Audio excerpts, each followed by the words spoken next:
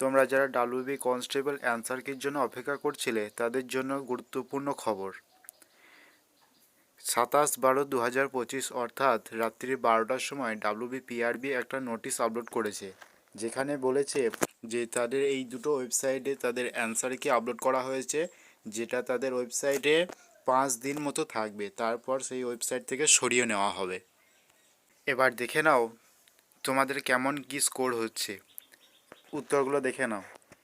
1-এর দাগের উত্তর, 2-এর দাগের, 3-এর দাগের, 7, 8, 9, 10, 13, 14, 15, 16।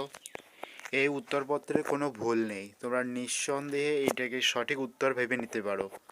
রেজাল্ট তোমাদের কয়েকদিনের মধ্যে প্রকাশিত করবে ডাব্লিউবিপিআরবি বোর্ড।